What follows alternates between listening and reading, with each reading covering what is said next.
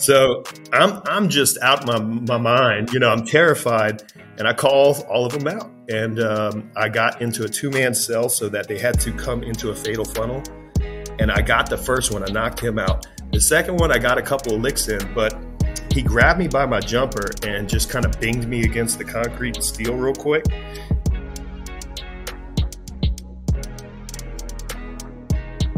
What's up, trade crew? Welcome back to another episode of HVAC R&D. We are powered by Keystone Sales and Associates. They're your premier PHVAC manufacturers rep in the Mid-Atlantic. As everybody knows, I'm an employee of them. We cover South Carolina all the way up to Pennsylvania. So go check out their website. If you want to learn about Bosch or get some training, if you want some Bosch training, that'll be me in the Carolinas, or you can go, I may actually start covering a little bit of Virginia, actually. But we got it up in Pennsylvania, too. We do have a guest on. It is Saturday morning, first time ever, recording on a Saturday. Me and Rhydon had a busy week and some more electronic failures. So without further ado, let's get it going. Yeah, come on.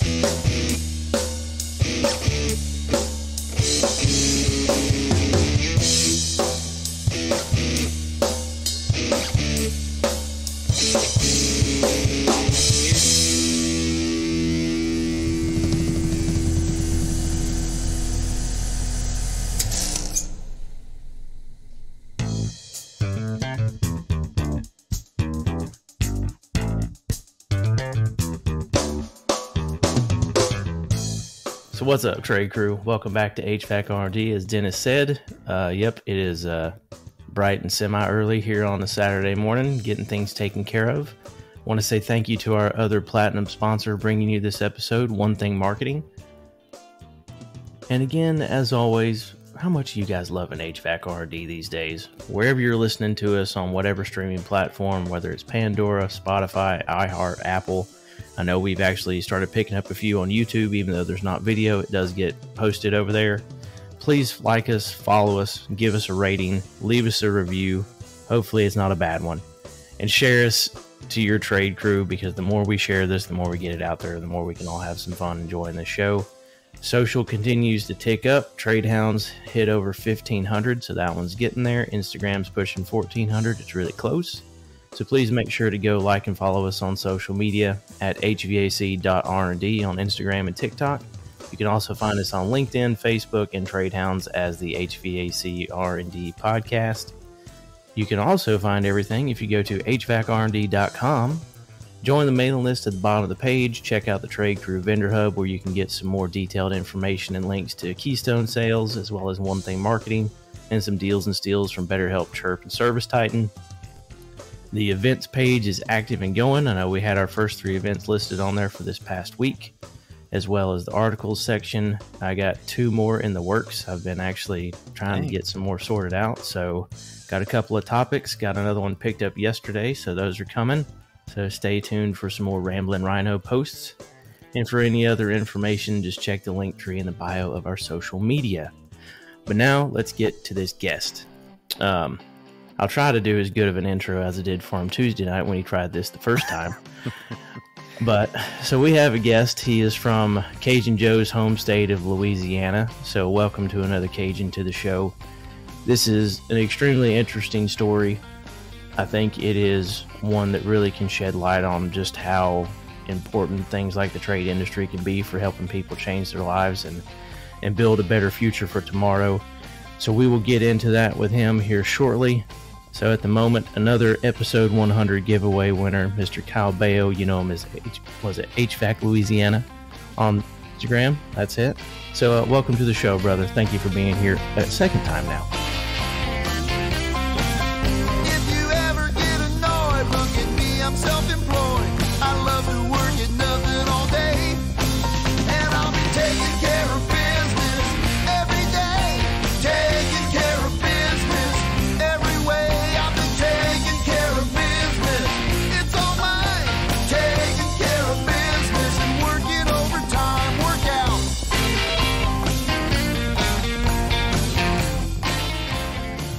morning, guys. How y'all doing? Good, Great. man. How are you? Oh, man, It's just weird to say good morning on here, right? I know, right? I used to record at like 10 o'clock at night a lot. Oh, I feel like we've kind of flip-flopped that. The first time we tried this was about 10:30 at night. It Now was it's about 10:30 in the morning. Right? Yeah, So I'm what's just up, glad I man? don't have any service calls yet today. So I know he did have he had a sales guy call him already. yeah. I have at least 4 of those a day, constantly. Right. It's borderline harassment at this point. Now, are these sales guys like Rhydon wanting to sell you, or is it you talking about like just random sales? A lot of it is dealing with the business. They're trying to sell me something, whether it be a Google advertisement and all kinds of Oh, I stuff gotcha. like that. I mean, it's just constant. I've verified my account on Google and everything, so there's no need for me to sit there and throw dollars at them. Right. Now, unless you ask me to call you on a Saturday morning, I'm not going to call you on a Saturday as a sales guy. That is asking for a problem right there. You That need a one does quote. not go over too well. You need a Jeez, quote, gosh. you let me know. I'll take care of it, but I'm not going to bother you. There you go. Yeah. It's going immediately to block number. Yep, Right. that's I've been about getting it. I've been getting a I lot got of those. sold on some stuff kind of early on. I've been in business for about 6 years now, and just a couple of gimmicks here and there, whether it be just this extravagant software program that's supposed to change everything in your life, which is a total lie. Right. You probably would. You would not believe the amount of just random stuff like that we get emails for people wanting to come on the show, wanting to do this and this and this. It drives me nuts because not a single one of them even writes the email like they've ever listened to our show. Right. It kills me. Well, they'll get me. I'll start reading into it, and I'm like, "Oh, what is this?" And then I'll get about 5 minutes in. I'm like, "Oh, geez, never mind." I mean, the Almost beauty got about it. our industry, from what I understand, correct me if I'm wrong, but for about every 3 to 4 people leaving the trade, there's only one coming in. So there's always a high demand. I don't need to throw tons of dollars at all this extra stuff necessarily if I don't want. You know what? That's a great point. I've got some training I've got to do Friday for a guy that he's probably a 4 or 5 man operation in the Charlotte area, and most people probably haven't heard of him, but guess what? He's probably the 4th largest Bosch dealer, right? It's like you look at his numbers, you're like, holy smokes. You're not going to see an advertisement for this guy anywhere. I mean, his vans are wrapped, right? Or, he's got a nice wrap on there. But, we can look him up and look at what he's registered, on the Bosch site. And it's like, holy cow. I'm like, how many guys you got coming to train, man? I only got 30 seats. He's like, we're bringing like 6 guys. I'm like, oh, okay. Like, an install crew and 2 service guys and him, So, it's a good point, man. I mean, there'll always be enough out there. Oh, yeah. There's always work for us, no matter what, Well, and that's the beauty of this industry. I read something the other day where everything is, if you're down here in the bottom, that's where it's competition, because there is enough to go around. If you're fighting around everything down here, that's where competition happens. Up above competition is where collaboration happens, and that's doing things like this, finding ways to make guys in the trade support each other rather than attack each other. That's when this trade wins, is when we all become supporters and, cheerleaders really for one another. That's how this moves forward, and it's something that we want to see change, and we're trying to see change, and you're starting to see it. But there's still a lot of, oh, I can't help this guy. No, I can't help that guy. Man, you never know. Tomorrow that guy might actually be coming to work for you, or you might need to go to work for him. Be careful who you make enemies in this business. Right? Yeah, I mean, and there's a shortage of technicians out there. So, I mean, there's no sense in hoarding information these days. No. There's bad people and good people on the internet, though. I mean, when I first got in, I remember it was Facebook groups that I started messing with, like HVAC Pros and what else? HVAC School. And, you got a mixture of good and bad on there. But I mean, Instagram's a little bit better, in my opinion. I won't go on TikTok because it's ran by China. But, Right. TikTok's TikTok's a lot. I know. It almost sucked me in to go download it a couple times, but I've resisted. I've never seen something hook you in like that. I mean, it's hooking folks. If you, hooks them quick. HVAC just aside, like if you just the app itself, like watching something and you look up and it's been 3 hours. I mean, I get a good Instagram and everything else. I was gonna say the other thing about TikTok is I don't feel like it is quite as easy of a place for tradespeople to have content shared with one another the way kind of Instagram is. TikTok, I feel like, is one that's more frequented by people that are homeowners. And I think the content has to be a little bit different and is different. And we've had people, ask us like, man, why aren't you guys all over TikTok? It's like, it's there because we're in a position where we kind of just have to have it now. But it's not where I'm expecting all my listeners to come from because the bulk of people on there are, not our target audience really. Right. And it's just different. And the other thing is TikTok is literally you're getting on there just for the view. It's a flash in the pan and you move on. Yeah. And so your content where you're reading things like I put out that compressor content the other day with my K7 scroll compressor shattering. Yeah. And with Instagram, you got a paragraph underneath it explaining this. And I had a couple of responses from contractors that kind of put me on top about what's happening, with that. Yep. Yeah. See, I think that's great, right? Like that's, I come from that side, right? That paragraph is me. I threw that on there because I have knowledge of that, and why not share it, right? I'm not bashing any brand. I'm just saying, hey, this is what's going on. Maybe this will help somebody, right? That's where we're at. All right, so before we get rolling here, we got to crack something open or pour a cup of coffee. I don't know what we're going to do this morning. What you got, Kyle? You got anything? They got to. Uh-oh. He's taking a walk. Let's see. Sounds like he's digging in the grocery bags over there. There we go. We got a little Coors Light.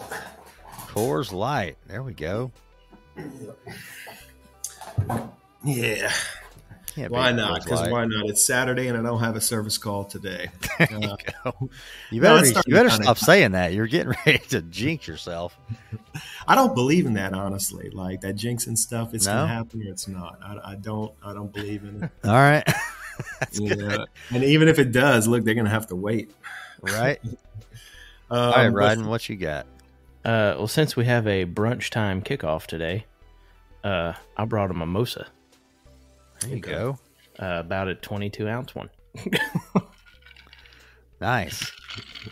So I've got to, we got to get rid of these cobwebs this morning. So I'm about to crack open the old Celsius, the Arctic Vibe Celsius, which I have to really stop drinking these. But it is what it is. I do not drink coffee, so this is my. Oh, that was a solid sparkling opening. Frozen berry edition. That thing's gonna have me 90-0 on this podcast. I should have broke out the Jameson coffee cast scotch. Jeez, there you go. It's not bad. That's my dad right there all day. That scotch and some Jameson. Oh, you're a Scotch guy? We don't have a lot of Scotch guys on here. No, that's my dad all day. I said. Oh, your dad? I thought it was you. Okay. Does that make me an old soul because I drink Scotch and everyone's like Scotch? I just don't meet Scotch drinkers much anymore. I don't know what's up with that. Maybe it's just who I'm hanging out with. I don't know. Yep. Here's for breakfast over here. So. All right, you want to get into your story a little bit? Yeah, so I guess I'll go ahead and start how I got into the trade, which I got to kind of reel back a tad bit and just kind of fill you in. From Louisiana, I was born in '85, so I grew up in the '90s and around that era. Sweet. Raised in a good family, taught good work ethic. I wasn't given nothing for free. If I got any money from my parents, it was sure as hell worked in the yard with sweat and blood. But I was a wild kid. There was a lot of partying going back then in the South in the 90s and stuff like that. And, I just had a streak of rebellion and made some, decisions whenever I got out. Got a few, got arrested a few times. I was known to sell things and it wasn't refrigerant at the time. Right. So, I made a lot of mistakes, but got arrested a few times for some DUIs and nonviolent offenses. And one day the judge got tired of me here in Lafayette. That's where I'm recording right now. And he told me I was facing 2 15-year sentences and I could possibly do that time. I could not bail out at the time. I had bailed out several times. I had been arrested about a dozen times. And I weighed about 100 pounds in there. I started doing pull-ups and push-ups, terrified. And started doing that. And ultimately, by the grace of God, he gave me a program for nonviolent offenders called the Reentry Program. But he did say that that reentry program was in Angola State Penitentiary, which, at one time, this is the third most violent prison in America. They still have, guards on horses with shotguns, working people in the fields with an L blade. Nice. Yeah. This is currently. Currently. Oh, now this is if you are, you're problem, nuisance. Right. If you're a nuisance, you're going to work the fields. Okay. But he gave me the program, but the program put me in a pretty good area in Angola. I'm not going to lie. It's not the worst area. As long as you didn't do anything stupid, you were in a decent area. And we had to pick a trade. So they forced us to pick a trade in there. And before I was a chef. I always had a job. My dad taught me good work ethic. And, I tried to put my passion into that, but it's like the hours are horrible, especially if you want to raise a family. Right. I mean, it's just weekends and holidays and all of this and that. And ultimately had no purpose and drive, doing that. I never really kind of worked my way up too high in that industry, but they forced me into a trade in Angola and we had to choose from concrete, electrical, generators, horticulture, HVAC, electrical, plumbing. I think that's it. Something like that. Okay. Welding. Always welding in there. How did HVAC? Oh, and automotive was in there too. Automotive, because this is all self-sustained in there. So you have like all of the police vehicles, all of the guard vehicles, everything in the whole. I mean, this is huge. It's basically in the middle of the swamps. There's no way of getting out. Right.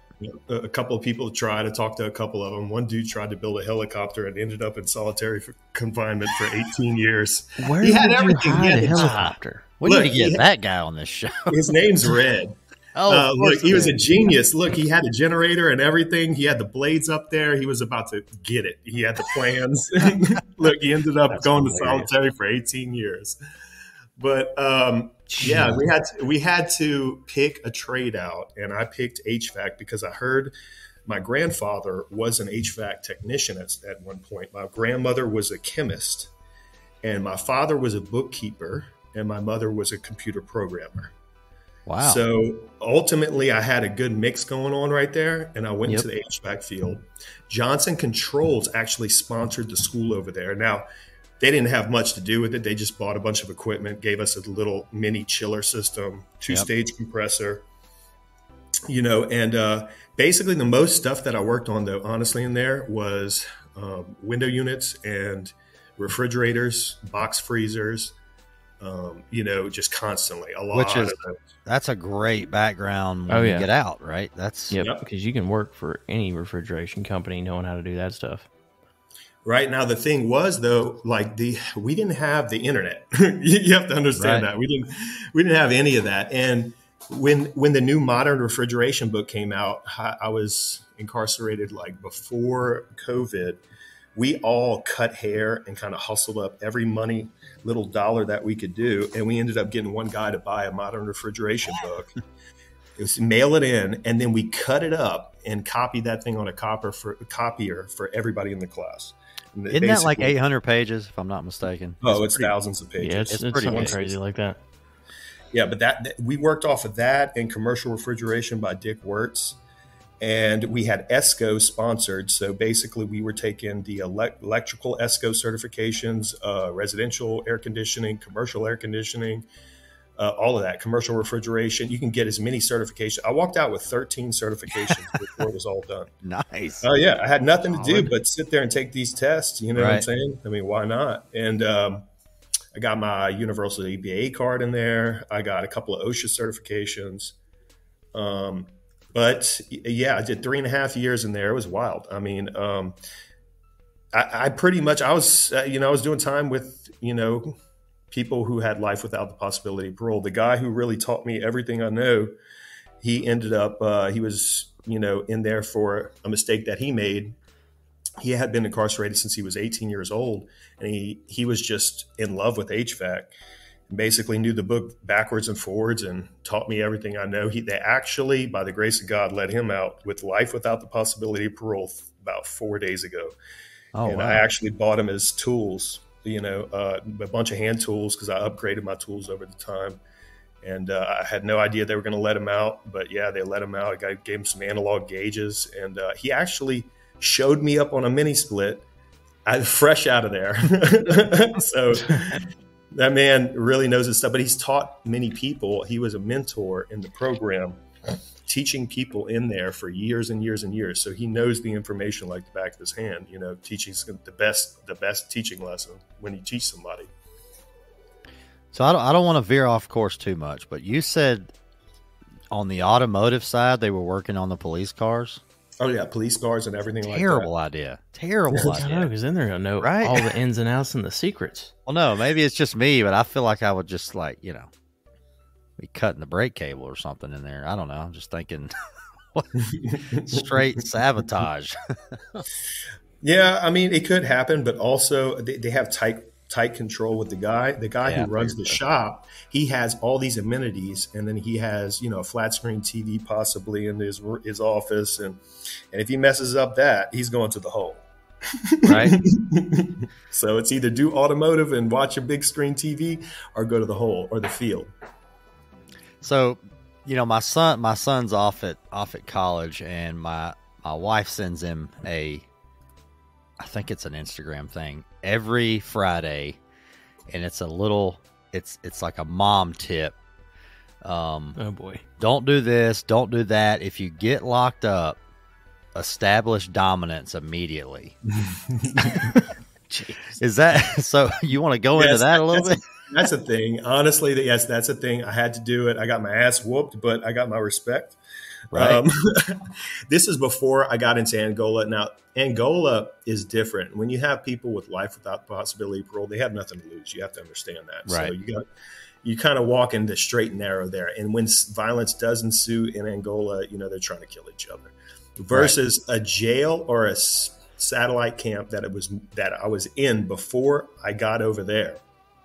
In that scenario, I remember I was in a pod, and there was a bunch of big guys, jacking all of the new guys and beating them up and stuff like that. I knew I was going to get into it with them at some point. I was new. I was like 2 days in. So somebody stole my food for the day. That was it. I ended up calling them out. Now I'm calling out a gang of 4 dudes, and the biggest dude in this gang, that's the ringleader. He's taken on whole pods before, 30 people at a time. So I'm just out my mind. I'm terrified. And I called all of them out, and I got into a 2-man cell so that they had to come into a fatal funnel. And I got the first one. I knocked him out. The second one, I got a couple of licks in, but he grabbed me by my jumper and just kind of binged me against the concrete and steel real quick, which I realized real quick. Don't. Yeah, I realized the jumper is a disadvantage. So right, the onesie. After that, actually. Coincidentally, I got moved from the cell that I was in into the ringleader cell, and he gave me my respect. He said, "Hey, look, you were the only dude who fought back, so I'm gonna give you your respect." Yeah, you gotta have to give it hell. Don't just stand there. Yeah, but I mean, in Angola, honestly, we were in a program, so it was monitored tightly. you know, stuff still went on here and there. You still had to stand your ground. But I mean, the biggest thing with me getting out was talking to the general public. Now, I've always had a job, so I was pretty good at talking with people and reading people. But when you start to assert your dominance in general conversation, then you come out and, like, I don't know, get married and have two 12-year-old girls in the house. It's different. Yeah, I mean, just going. So, what was your first HVAC gig when you got out? So when I got out, I was banished from the city of Lafayette because he was tired of seeing me, the judge. He said, look, you got to make it in Baton Rouge and don't come back until you're good. And once you're off of probation and parole, you can come back. So I could visit, but I just couldn't live there. So I went to Baton Rouge, went to a halfway house. In there, I started applying for HVAC companies, but nobody wanted to take me on as a possible service technician because I had previous DUIs. So I didn't realize it was going to affect the company insurance. I just didn't account for that. Right. And I was like, I didn't get 13 certifications to be an installer for $15, $20 an hour. I'm sorry. Right. So I ended up cleaning condensers. I started an LLC in the state of Louisiana. You can operate under $10,000. I started away my next question. Yep. And I basically started cleaning condensers. And from there, you know how it is. I mean, there's a shortage of technicians. So, I mean, not long before people realized that I was telling the truth, I'm very good at making people feel comfortable and convincing people that I am telling the truth, because I am. If you have a solid service game and you're video recording everything and using Measure Quick, I mean, you basically have all the proof right there. They can take it to any contractor. Right. You know. Now, when you say you can operate under $10,000, is that like the max ticket you can sell is $10,000, or exactly how is that working for you? That's the max ticket that you can sell is $10,000. It doesn't say that you can't break it down 3 different ways. Right. That was the next question. And then 2, is there any kind of limited scope, or with your certifications in the state, you know, where are you at in terms of having to have a mechanical license, or kind of where's your steps there, and where are you there? Technically speaking, you would have to pull a permit whenever you're pulling out fire.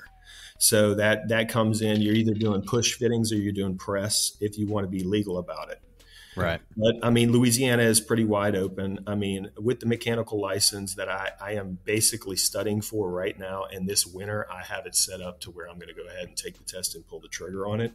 But I just had to justify the $1 million insurance policy. You know what I'm saying? I had to have enough customers to be like, okay, it justifies buying this year round. Right. So that's where I'm at right now. And I'm moving forward with that. No problem. So, you know, by the grace of God again.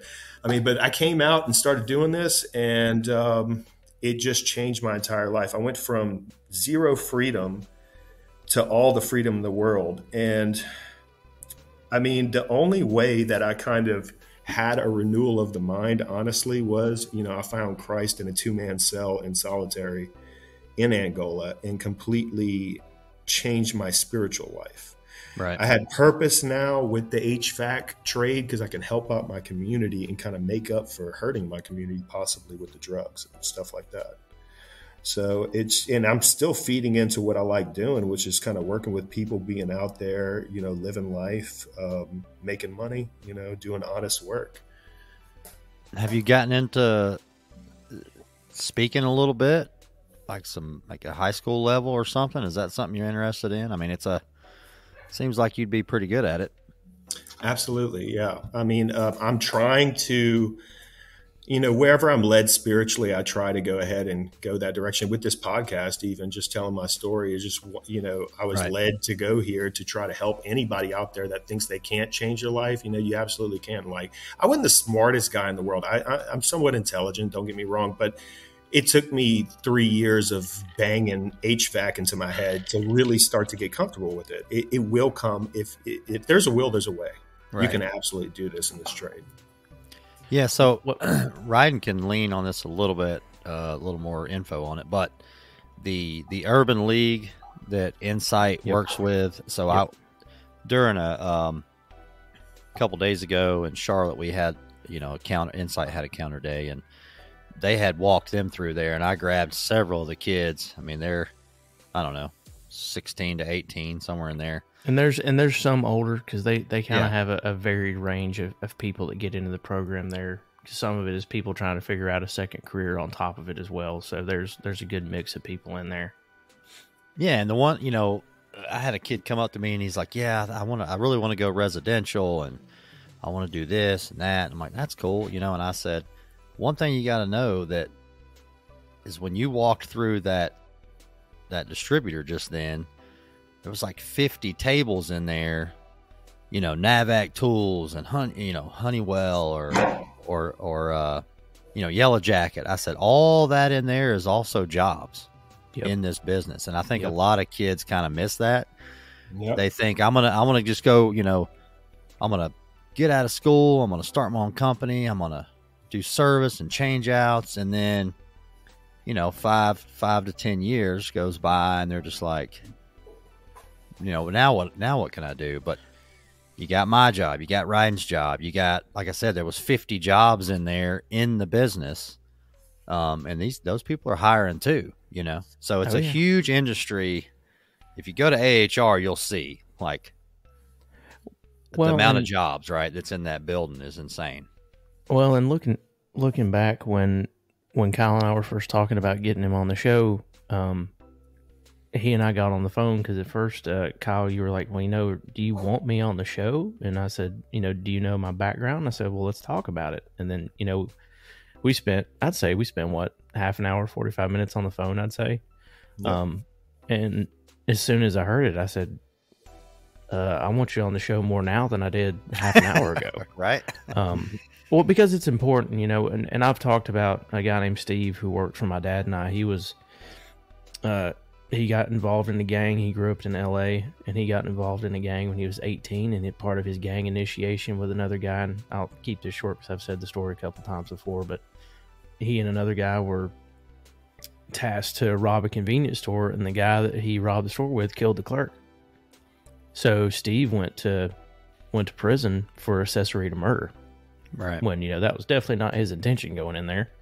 And, he had, by the time he got out, he had a kid and he was trying to figure out things to do, and they moved to the other side of the country. His wife was from real close to where I grew up in Alarka, which is a little suburb. Well, I guess a suburb. It's a little holler of the Swain County, Bryson City area. And, nobody would hire Steve. And my dad was one of those guys that he'll give anybody a chance. And Steve is the best worker we ever had my entire life when we were there. And he still runs into Dad from time to time. He eventually went to work, not for another HVAC company, but for a plant so that he could have a bit better benefits as he was getting older, because as a smaller business in a very small market, it was difficult for us to offer some of the kinds of benefits that bigger companies do, especially there. So, we understood that to a point. You start getting into your late 30s and you don't really have a lot of good health insurance benefits and other things like that. This business will wear your body out. Oh yeah.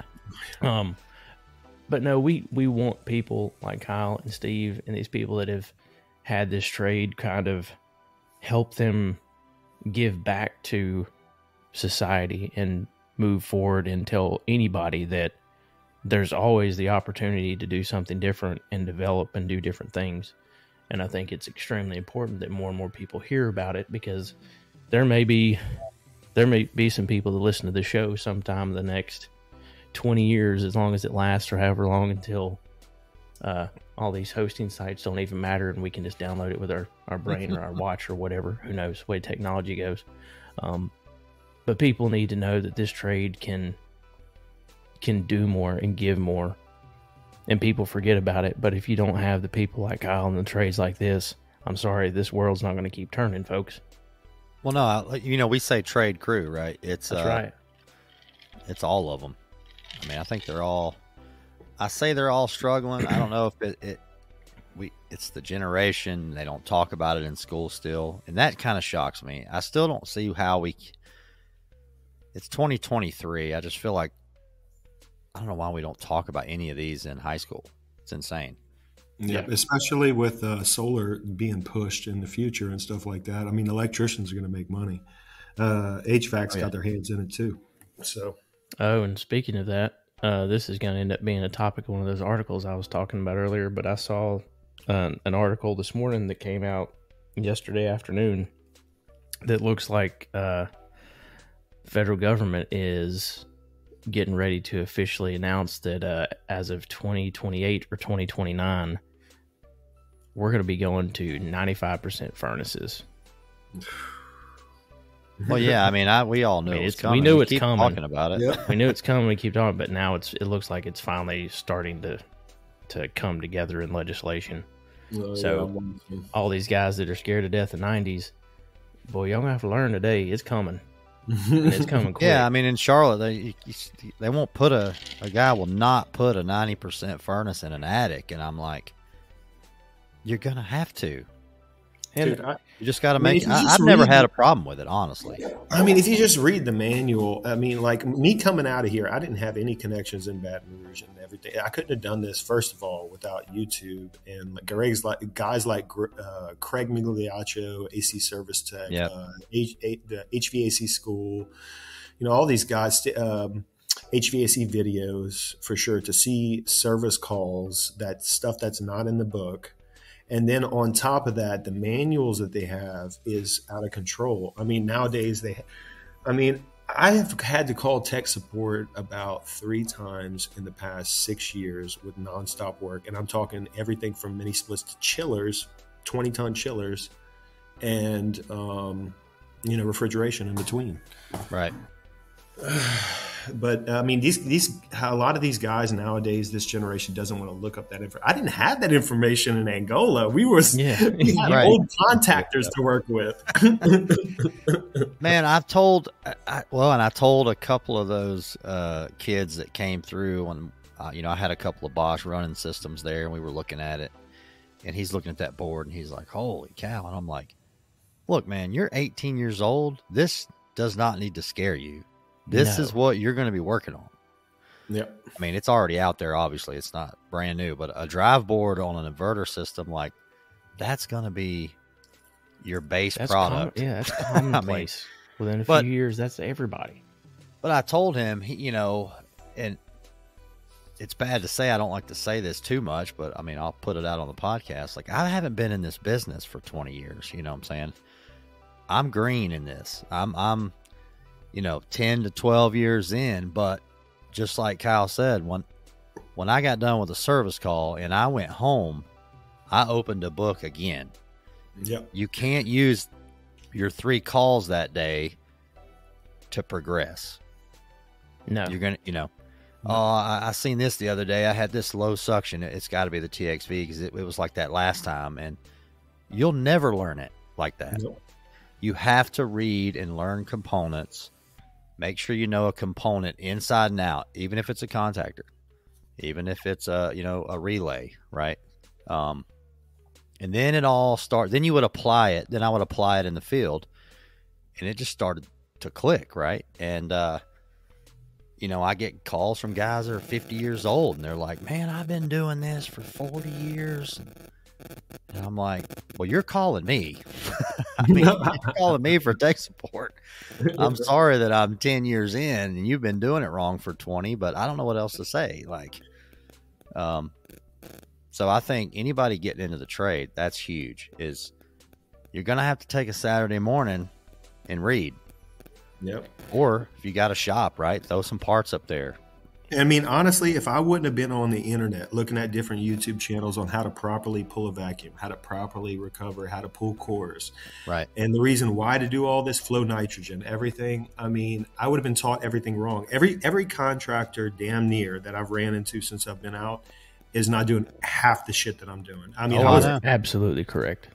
One contractor recently gave me a recovery tank. He was like, I don't recover. I was like, okay. Also, I don't know what's in that, by the way. Right.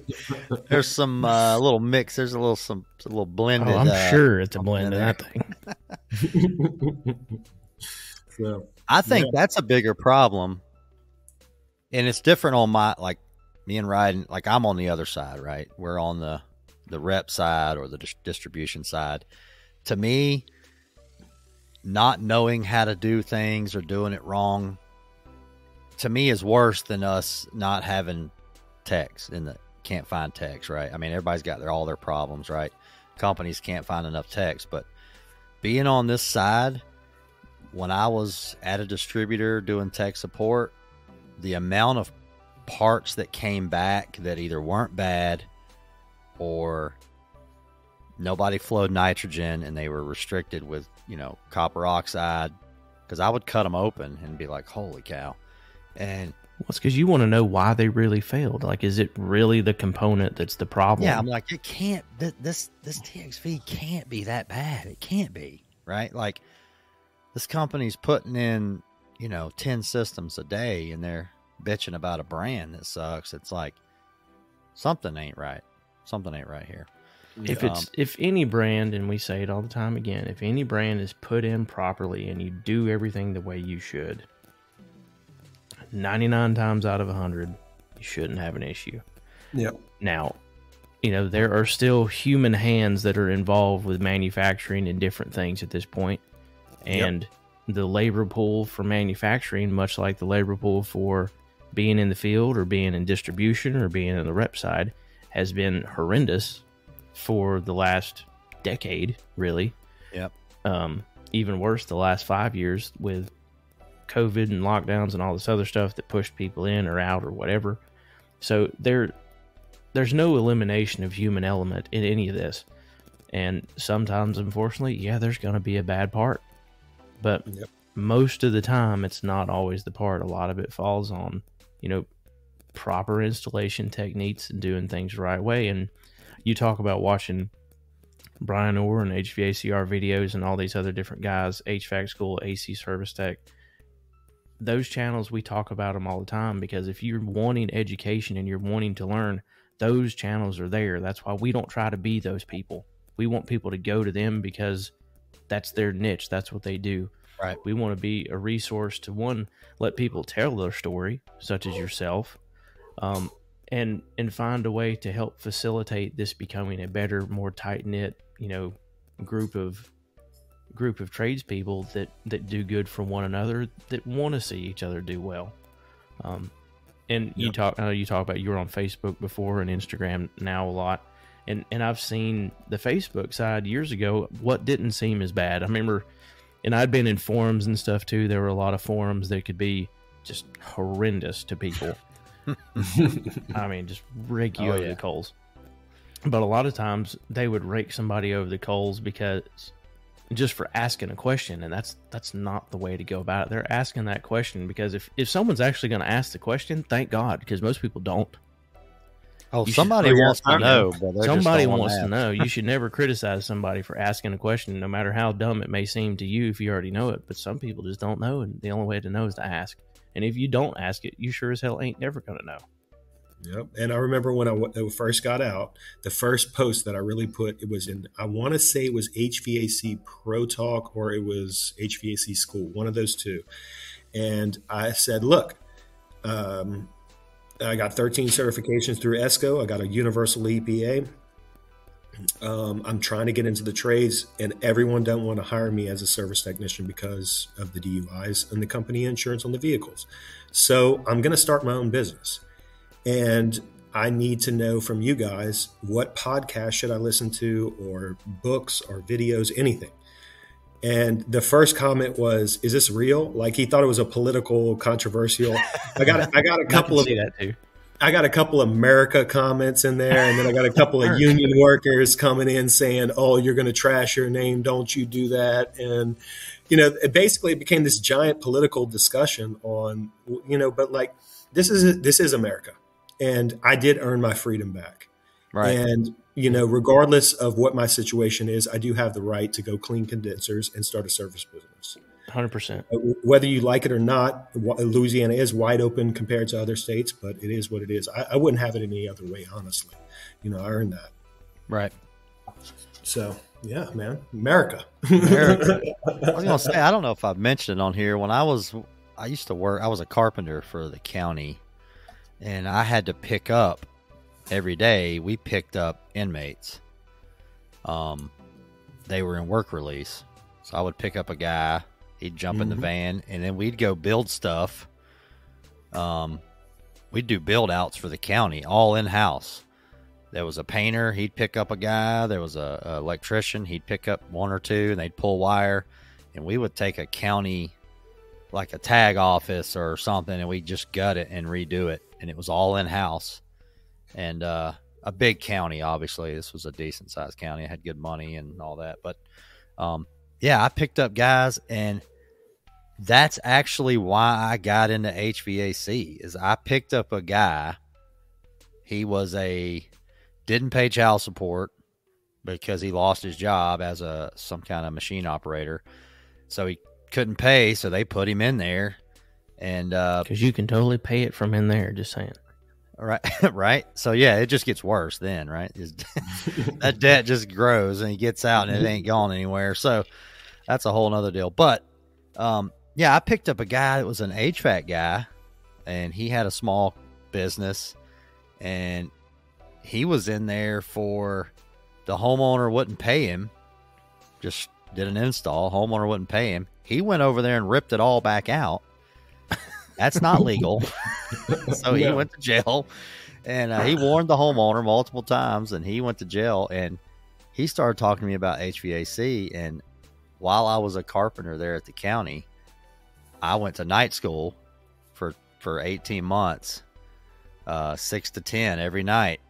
I mean, I had Corey, I had my son already, and yeah, straight left there, and here I am, So, still hang out, still talk to that guy and a lot of those guys, because I'd pick him up. I picked some guys up for 6 months, and we eat lunch together. We ride around the van all day. You get to know somebody. But yeah, they got a lot. Everybody makes mistakes in their life, and I mean, it's just what you do, how you react to that afterwards. Right. I always say that about HVAC brands, right? We were just talking before we hit record about a brand that's having compressor, troubles. Yep. Every brand's going to have a problem. It's how they react to it. Yep. Same thing. How soon can they get that buttoned up or fixed? Or some brands have a hard time, Some brands get right on it and turn it around. Been seeing a lot of that. The first thing when I'm talking about Bosch to a guy is, what kind of problems y'all having? I'm just like, I mean, how do you answer that? Like, I don't know. I mean, well, and I hate to say it, we don't have any. How about that?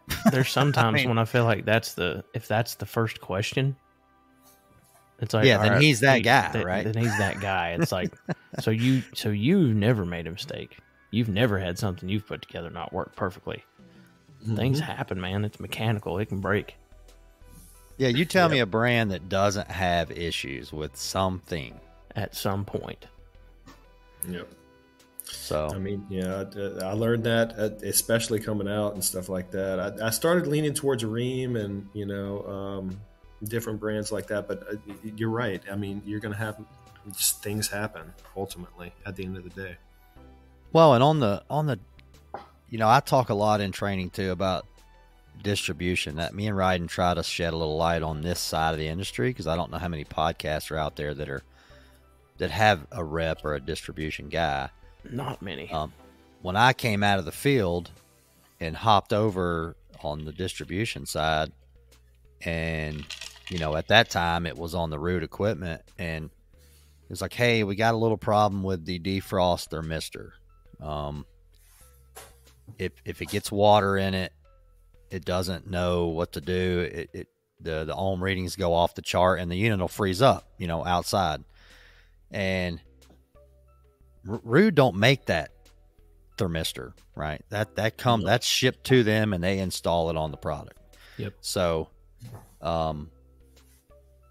they were like, don't tell anybody that we got a problem with that, because if you do, we're going to run out of defrost boards, because everybody will just go buy a board. Yep. And on the tech side, it's like, man, you got to tell me these things. But then they don't realize, like, if I just blasted it out just in North Carolina, hey, we got a problem with the thermistor, you got to change it out. Everybody will go back to every job they put in the last month go get a defrost board kit, right? And then next thing you know, we don't have any boards. And it's like, well, shit, well, that didn't work out, you know? Well, and the other So problem it's a funky too, little spot there. Like, yeah, the other problem with it is as soon as you do that, then guys going on the service call for that piece of equipment immediately just say, oh, well, that's the problem. Change it and move on. When half the time that wasn't even what was really the issue. right. And they end up going back anyway. Yep. Yeah, Because so they we just had think to it's a handle quick it. Fix. We just had to handle it case by case. You know, a guy called me and he's like, look, I've been over here 3 times. Every time I go, it's frozen solid. And I go, okay, well, there may be a problem with the thermistor. Just telling you, you might want to change that out. And he's like, oh, okay. Y'all having problems with those? I'm like, no, you know, not really. Just, No, but I've seen I would it a just time or change two. it if I was you. Yeah, because if it spreads and he tells everybody, and I've seen it happen. They come in the supply house and just start grabbing those parts. And next thing you know, we can't get them fast enough. I've had the manufacturer call me and go, thanks for telling everybody. We literally have ran out of this part. Like, well, look, man, they're all about to switch brands altogether because of this. So what do you want me to do? You want to run out of boards, or you want to just lose all the business?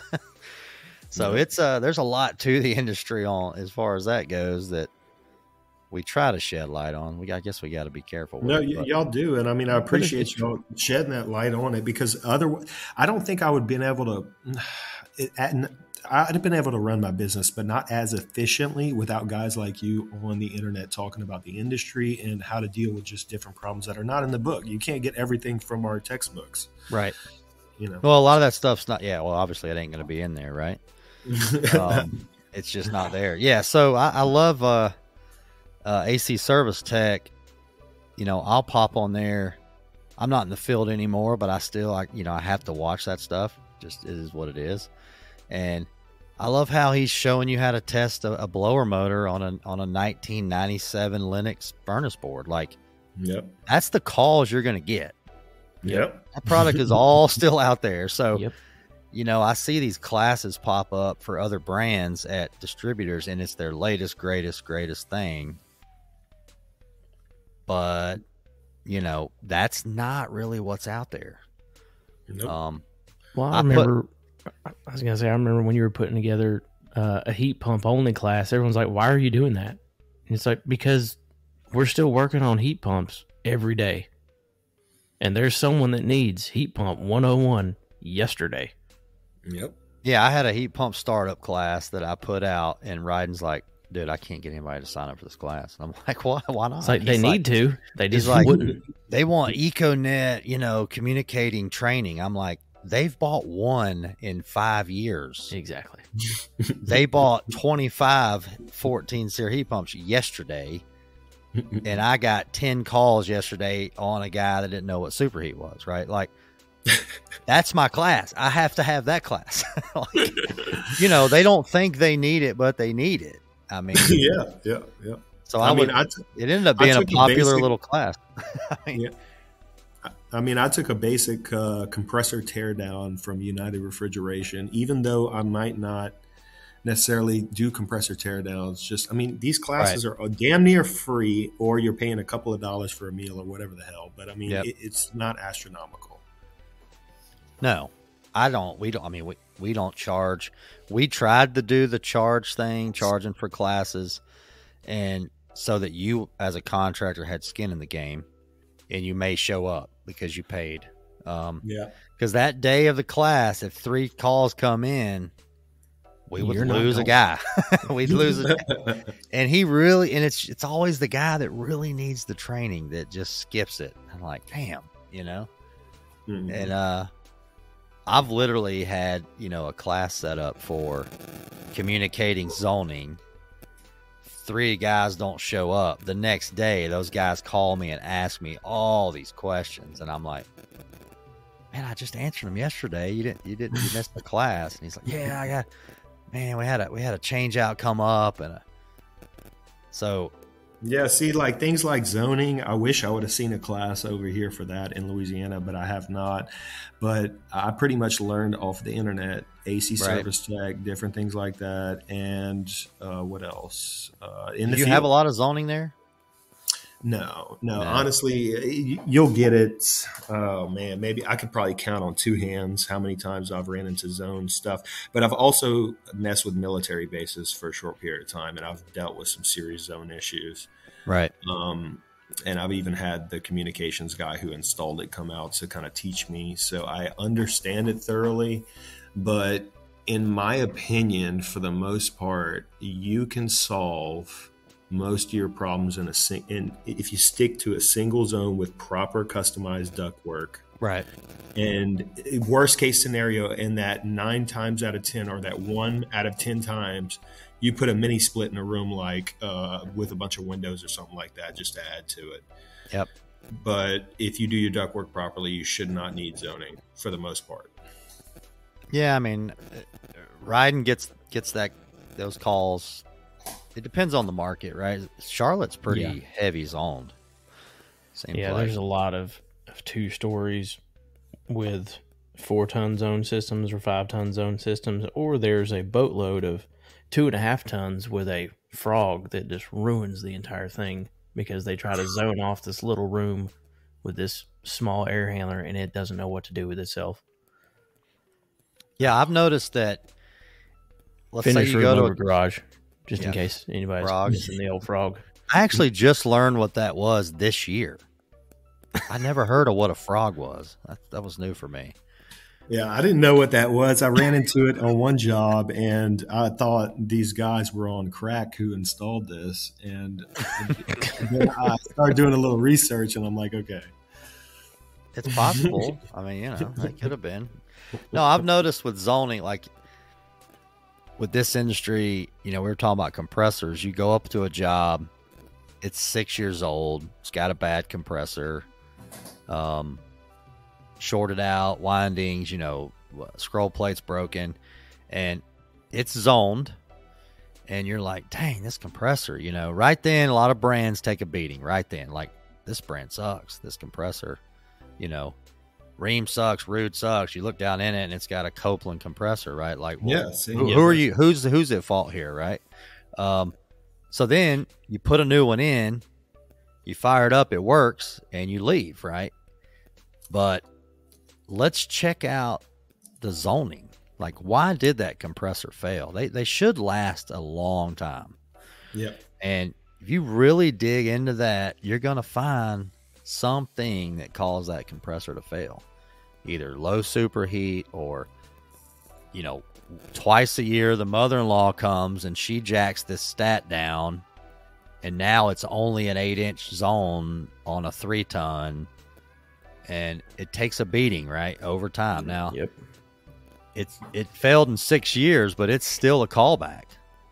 I'm learning, right? That's still, they didn't set it up properly when they installed it. So,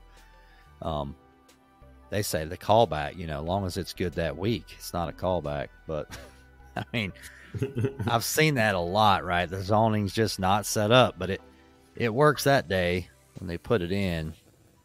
I get a lot of zoning questions. Well, and we're talking about callbacks and different headaches. So many times, you and I even went on calls where it was airflow, and nobody wants to talk about airflow, and they don't ever want that to be the problem. No, it's got plenty of air. I'll tell you right now, if you think people not realizing how much airflow is a problem is an issue on the residential side, the last 6 months since I've moved to a company that does way more commercial than residential, and I'm dealing with engineers and controls guys and service guys that work in the office with me, buddy, airflow is probably even more the number one issue that people will ever give it the credit to. Holy crap, man. It's all right. So I don't want to beat up commercial guys on the show, but commercial guys seem to think they got airflow figured out, and the residential's the problem. No, I was listening to... I get that vibe a lot. I'm trying to remember who all it was, but it was Tony, which Tony Mormino works with me. A lot of people know the Engineers HVAC podcast. He is the marketing director for the company I work for, which is part of the reason I've been on his show, and I'm sure he'll be on ours at some point. But I was at dinner, I believe it was him the other night. We were at dinner, and he was talking about they had issue after issue after issue with this unit, and no one could figure out what was going on. They were calling us back. You know, the contractor had been fired multiple times. So they ended up getting our service group over there because we're an Aon rep. We have full Aon startup and service guys that are very similar to Mr. Matt Waxer, the HVAC doctor. If you follow him, his job with Aon for Kilmer Environmental, we have guys that do that same thing here for Insight. They go out, commission, do service. A lot of the times we end up going back and doing service on places because the contractor that built the job was contracted from 4 states over, and they're not going to come do the service, but no one knows how to work on the Aon unit that got put in. Yep. So we have guys that end up going to do that. But they kept having issues with this unit, and they start going through there, and they're taking panels out, and they realize that somebody had never taken the blue duct plastic off of this one run. Yes. And they ripped it off there, and they said you could hear the duct work all the way down the line just as it just popped and filled with air, and it compressed. It was nuts. And then lo and behold, start simple, man. Son of a bitch, no problem now. I mean, Kyle, how much of start simple did you get when you first got out, right? You had all that knowledge, and you went to apply it all, and it's usually the simple stuff. I mean, honestly, I got my head bashed in the first time. I found this low-life piece of junk out of New Orleans that was doing home warranty calls. And he agreed to pay me, I think, $15, $20 an hour. I had a truck full of torches, nitrogen, hand tools, and gauges, and psychrometer, and manometers. I didn't know what I was worth, but I also didn't have any field experience. And this is the first guy I ran into. He was lying to the customers outright. And, in a short period of time, I left him. But right before I left him, do you remember your first call, your first service call? Like as a company or just in the first one was an installation of a coil, and that guy was he was a horrible boss working with the home warranty companies. He didn't even show up on the site to check my work. And then ultimately what I did wrong was I didn't secure one of the plugs in the drain line on one of the plugs that I wasn't using with those little caps, those little Yeah. So basically it leaked in the lady's apartment. I went to go fix it the next day, but he was getting on me, and I was just like, dude, I told you I have no experience in the field. You just gave me a coil and sent me at this lady's house. I've never, what's supposed to be done, but at least come check my work. You know what I'm saying? Right. He didn't even do that. So it was just shortly after. Right before I left him, though, he ended up messing up a job or getting one of these customers was pissed off, and he subcontracted the job out to somebody else. When that guy came on the job site, I was on the job site, and when I was watching him cut duct board, I know duct board, but still, I was watching him cut the duct board, and he was doing it like I read in the book in Modern Refrigeration. Okay. So when I seen him do that, I was like, dude, please call me for any work. And he did a couple times. He had basically was a kid out of New Orleans that had been doing it since he was 13 years old with his dad, who was an HVAC contractor. And they got me on a couple of jobs. I picked up very quickly and started applying it to my business, Nice. So, yeah, that was my first call with a horrible person in New Orleans. I mean, when I was very mechanical, but when I went back to school for HVAC, my first call, I couldn't wait to throw the gauges on there, hooked them up. I had really low suction, and I said, sweet, I get to change my first TXV. I remember we did it in class. I read about it, changed it, still had the same problem. The coil was dirty. Damn. The evaporator coil was dirty. That's all it was. Free TXV. Oh yeah. I mean, 3 hours later, heck, it might have took me 4 hours at that point, remembering where to hook this and hook that and pull this back and do this and that. And of course, no Schrader removal, right? It probably took half a day to pull it back on this thing. And it ended up being, the boss came over there, and first thing he did was go down there. And what was even worse is it was a slab coil in an air handler. So it was like he just reached in there and pulled the T-shirt off, and the pressures were perfect. I'm like, wow.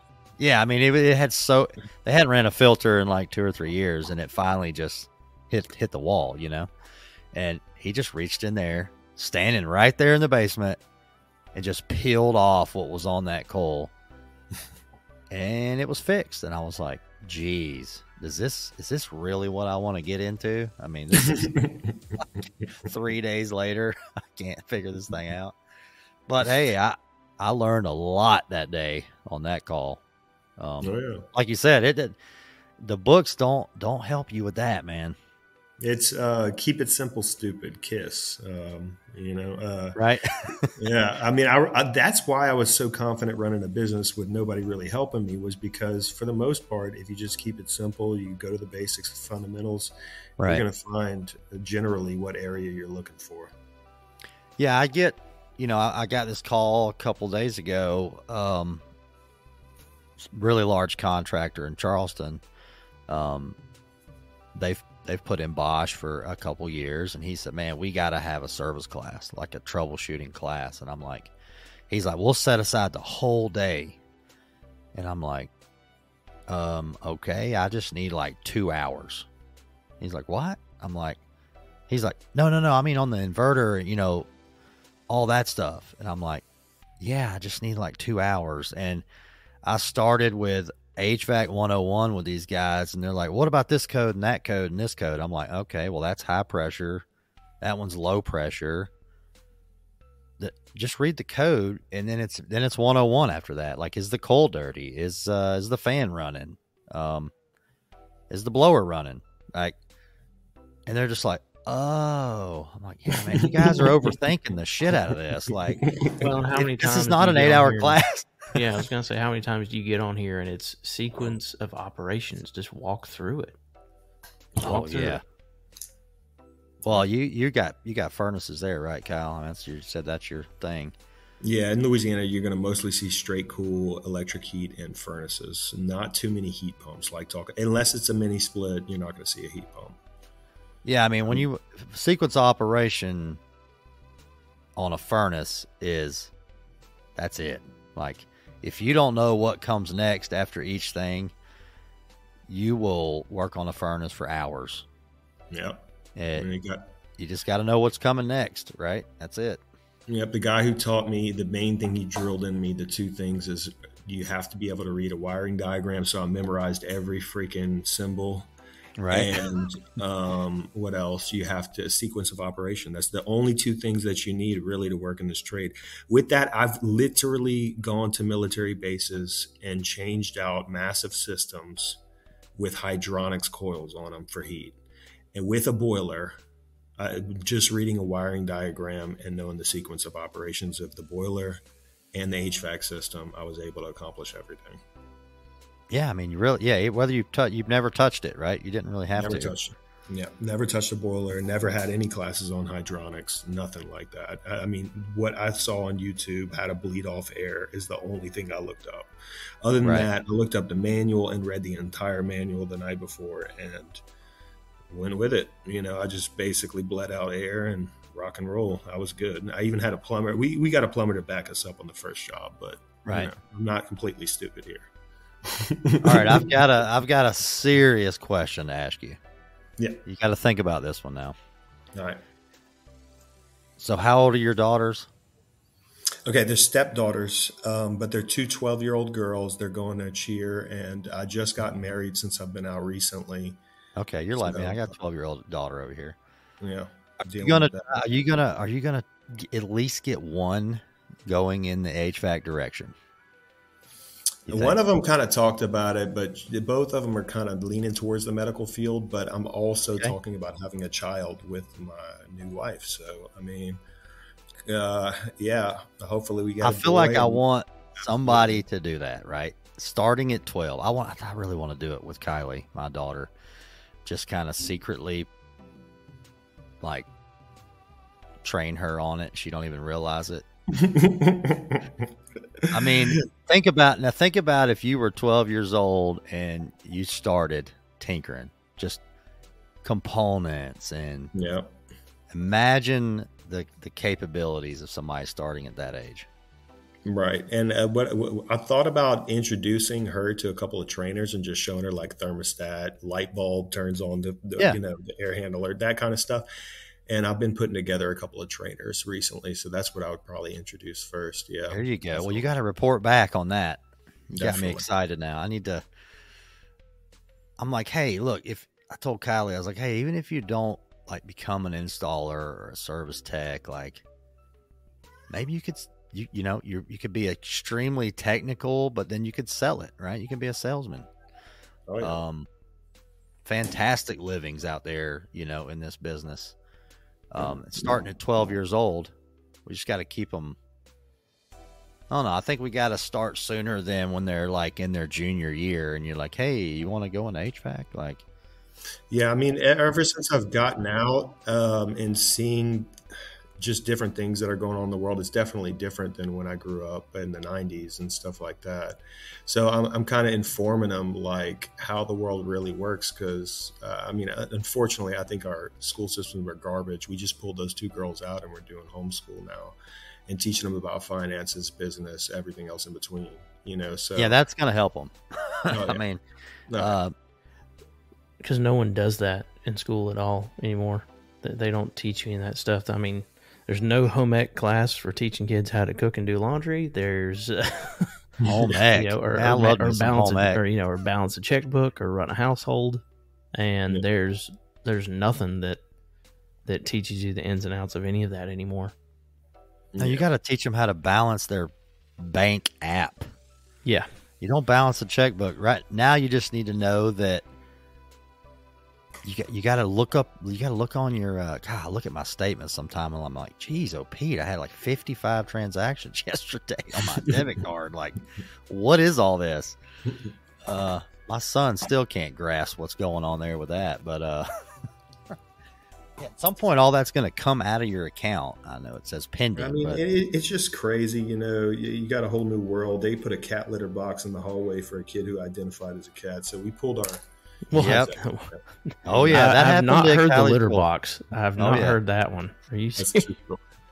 Yeah, what am I supposed to say to that? Like, what did they actually? I have to ask. Did they actually use it? That's what I have to ask. I don't know that. I don't know if I want to know the answer. But hey, if I'm that teacher and he wants a litter box, he's not going to the bathroom. No, there it is, bud. That's it right there. What happens when he gets out of line? Can we put him in a cage like a cat? Yeah, I mean, let's just. Oh man, yeah. I mean these. All right, bad joke. Bad joke. The kennel. No. That's just what we're up against. They asked for it, right? Yeah, my daughters came home in 6th grade with some stuff like that. No, but honestly, another thing with this generation is like, I mean, when I came out of prison, I hadn't seen a tree for 3.5 years. So I'm looking at the leaves outside in my windows right now. That is just to be able to breathe and be free and do a trade that I have love for. And the lack of gratitude is definitely kind of, upon this generation for sure. Now, what about AHR? I haven't been yet, but I want to go. Man. I have already talked to my girl and kind of mentioned to her, they have these expos, blah, blah, blah. And she was like, all right. I would wait for Vegas. Well, actually, Orlando is probably closer to you than Vegas, would it not be? That's 2025. I think we go back to Orlando before we go to Vegas again. I mean, you want to do Chicago in January. I mean, yep, rock on. I know. I hope if we get AHR gifts, it's a parka, so we don't freeze to death. Yeah, you got to go, man. That's going to be the first time I went. I was a contractor, and I thought I was pretty slick. And then I went to that show and I'm like, holy cow. Yeah. My little world of HVAC is got nothing going on. And like I said, I that's when I saw other jobs. That's when I saw other things to get into. And it's a breath of fresh air knowing once you get into this trade, you're good, man. I don't really meet anybody that just can't. Yeah, I'm an HVAC guy, man, but I just can't seem to find a job. I've never heard that. No. Yeah. You know what I mean? Unless he's burned all the bridges in town, he keeps running around trying to make another dollar. Yes. And now nobody wants to hire. You know what I mean? But I mean, even the guy who just got out with life without the possibility of parole, my teacher, he's a little bit older, obviously. He's been down for 28 years. And I was teaching him how to use a phone and stuff like that. But then, like, he heard me call Mitsubishi tech support, and he was like, man, that tech support's garbage. And I was just like, dude, I was like, everything's going to virtual learning since COVID. I was like, with you teaching people over the years and your firm grasp on this knowledge, I was like, yeah, the sky's the limit, man. I was like, get you a job. You can find some virtual learning. And you can sit in the couch and just do tech calls all day long. Yeah. oh man, I know brands. Bosch Tech Support, they're hiring, and I've tried to talk to them a little bit, but they want you to work in New England out of their main office. It's like you report there, you go in there, because there's labs where they can walk back there and fire up something if they need to.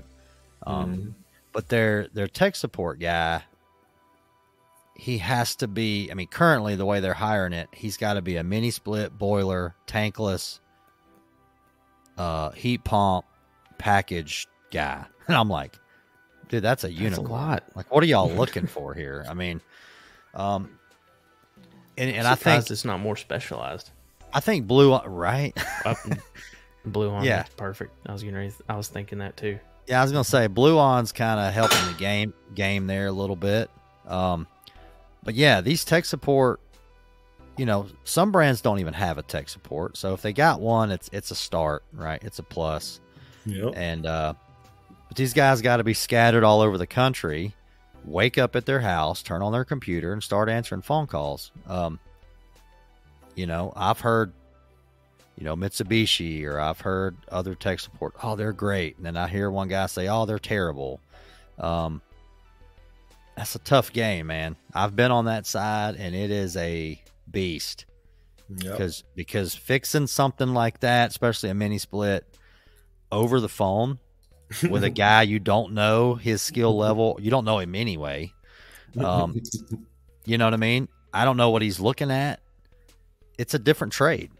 It's a totally different trade.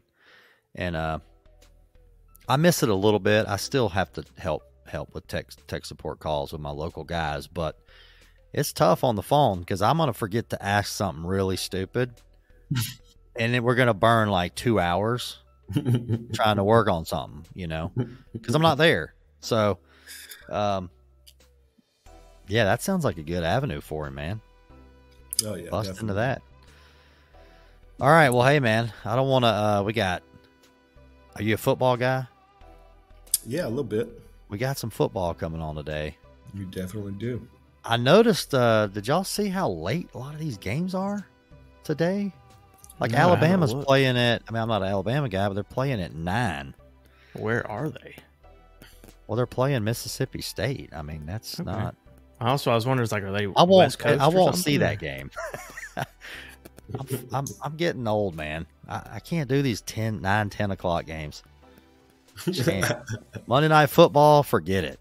I see like the first quarter. And I wake up and there's all my texts from Rhydon at 11 o'clock at night, and I answer them back the next morning. Well, yeah. So, yeah, man, I don't want to keep you. Your story is it's awesome. Sounds like you got a good path going. You got any plans to grow, hire a bunch of people? I mean, honestly, I want tight quality control. So I don't care whether that takes 10 years or 20 years. That I want honest people in my, Right. business. So it's hard to find. And then you got to find somebody also that wants to study the trade or make it their career, and that's tough as well. Some guys just want a paycheck, and it's just I can't trust you to do troubleshooting if you just want a paycheck. I tell you, you ought to reach out and talk to Ben, Okay. HVAC Strong, because I think he's, where he is, he's had some of those same issues. He wants to have good people and good quality control, and he'd probably be a good person to talk to about some stuff like that. I think him or I'll throw him out here. I've not spoken to a single person that has reached out to Keith Flores, known as HVAC God. I don't know anyone that's reached out to him that he hasn't been willing to have a conversation with and help. Solid guy, super solid guy. Yeah, Ben has. Every time I talk to Ben, he's shit canned another young kid. Like, he ain't working out. He's like, man, it's cold. It's cold in this attic, and he's just like, you're fired. Get out. It's -30 in this Walmart. What are we doing? But yeah, no, he's a small guy, and I've got a lot of contractors that I could put you on too that are same thing. I'm like, are you going to grow? And he's like, you know what, man? I got 4 guys. We all click. Everybody's going for the same thing, quality. He said, you know what? If I don't grow at all, I'm good where I'm at. If I happen to grow with the same quality, that's a plus too, right?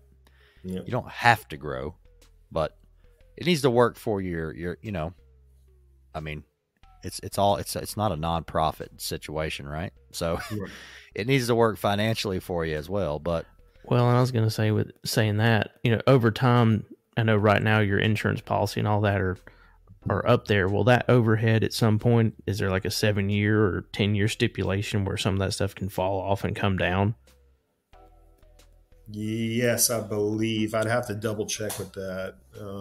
Because that starts making it easier to consider, hiring and expansion too, as you can kind of get to a position where it's easier to deal with some of that overhead. Yeah, I understand what you're saying. Yeah. I believe so. I'd have to check on the time though. Yeah. But I mean, I'm in a financial position where I could potentially do it. It's just, again, finding the people that want to make this their career. It's like, they want to make some good money, but they don't want to study. They don't want to put in the work and go home and learn. right. You got to have a guy you can sleep at night knowing he caught 4 calls today and they're good, right? Yep. I mean, you don't want 4 more callbacks tomorrow on top of 4 new calls. So, yeah, it's a beast on that side, man. The business is a whole nother. There's a ton of podcasts for that, obviously. I mean, this life is like a video game, man. You're either watching movies and getting it through artificial stories and video games, or you're going to actually play this game. Right. I'm more of a doer. Oh, yeah. It'll happen. Yeah. All right. You got to, before we Rhydon takes us out, you got a crawl space confession? You got any stories where, I don't know. What's the worst thing that's happened to you lately on a job? Through my uncle's house. Now, thank God it was my uncle's house that I was doing an installation, but their support beam that I stepped on had only 1 nail in it. No. And that I just went straight through for the first time, not too long ago, a few months back. All the way through onto the floor downstairs? Well, I had 1 leg in, 1 leg out. That actually hurts worse, I think. Yeah, it did. It absolutely did. But I mean, that'll be the crawl space confession. I actually did do that. I thought I was invincible, not going through the ceilings until recently. Oh man, we had a couple when I was in the field. I went to the van, come back, and was going upstairs, and our lead installer was laying on his back in the hall. And I looked up, and there's just you picture like the shape of a drawn out person in the sheetrock. That's what it looked like literally like a cartoon. 10-foot ceiling too. Just fell all the way to the ground. Just laying there. And I'm like, bro, what are you doing? And the same thing, it was a knot in the joist and it was split already. And he stepped on it and it was it. Just boom. Yeah, I think I'd rather fall all the way through than get the leg hung up. I'm surprised. I'd say it's like surprised it didn't break your leg. Or were you able to catch yourself at least a little bit? Yeah, I was able to catch a hold of the joist, basically. It was the end of the joist hooked onto the frame, and it was literally like one nail. And actually, he wasn't too mad about it because he was like, yeah, I paid kind of a hack. He said he was a carpenter, but I could tell he wasn't. You know? Jeez. Well, hey, man, appreciate you coming on Saturday morning. It was a good time. Absolutely. Let's get on to some football. Ryan's going to take us out on some AHR Expo coming up, which hopefully we'll see you there. Thank you guys so much for having me. Appreciate it, Kyle. So, actually, today's the 30th. So I think it's World Podcast Day. Good day to record. I'm pretty sure the promo comes out for the podcast pavilion today at some point. But if you're not already registered for AHR, please go to ahrexpo.com, get registered, get the app on your phone, start planning your show. Follow the booths you're interested in for news. Check out HVAC R&D in the Podcast Pavilion. Promo video coming soon. And we will be in Podcast Pavilion 2 from 1 to 3, both Monday and Tuesday. And for any other information, just please get on. Check us out on Instagram, Tradehounds, Facebook, TikTok.